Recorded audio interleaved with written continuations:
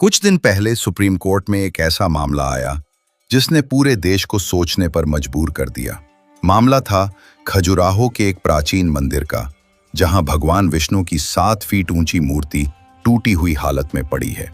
भक्तों ने कोर्ट में याचिका दायर की, कहा कि इस मूर्ति को तुरंत पुनः स्थापित किया जाए ताकि आस्था बनी रहे।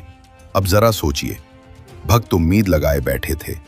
उन्हें लगा कि सुप्रीम कोर्ट में बैठे जज भगवान की मर्यादा और भक्तों की भावनाओं की रक्षा करेंगे, लेकिन वहां कोई आम जज नहीं बैठे थे, बल्कि मुख्य न्यायाधीश बी.आर. गवई।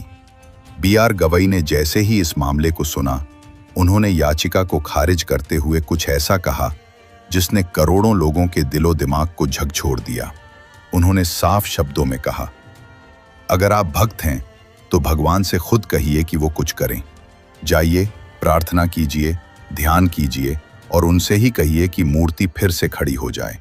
जरा सोचिए, ये शब्द भारत के मुख्य न्यायाधीश की जुबान से निकले, वो इंसान जिनके फैसले संविधान की किताब में दर्ज होते हैं। उन्होंने सीधे सीधे भगवान की शक्ति पर सवाल खड़ा कर दिया। अब सवाल उठता है कि क्या गवई साहब ने वास्तव में भगवान का सच्चा इतिहास सामने रख दिया? क्योंकि अगर भगवान सर्वशक्तिमान हैं, अगर वे सचमुच सब कुछ कर सकते हैं, तो फिर क्यों भक्तों को कोर्ट कचहरी का दरवाजा खटखटाना पड़ रहा है? बी.आर. गवई की इस टिप्पणी ने मानो उस इतिहास का पर्दा खोल दिया जिसे सदियों से छिपाया जाता रहा है। इतिहास गवाह है कि भगवानों की मूर्तियां टूटती रहीं, मंदिर लुटते रहे, देवताओं के नाम पर खून खराबा होता रहा। कभी आक्रमणकारियों ने मूर्तियां तोड़ी, कभी सत्ता बदलने पर नए भगवान बैठा दिए गए, और हमेशा कहा गया कि ये भगवान की लीला है।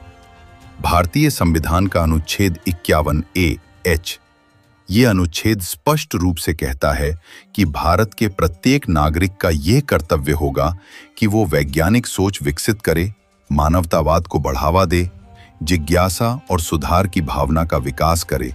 बी.आर. गवई का बयान केवल एक टिप्पणी नहीं था, ये उस सच्चाई को सामने लाना था जिसे लोग सुनना नहीं चाहते।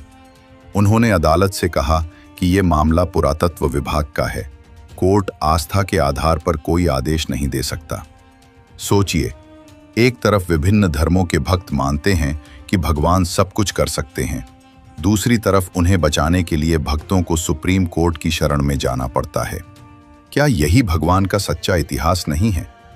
सदियों से इंसानों को ये सिखाया गया कि भगवान तुम्हारी समस्याएं हल करेंगे, लेकिन सच ये है कि इंसान की समस्या का हल इंसान ही करता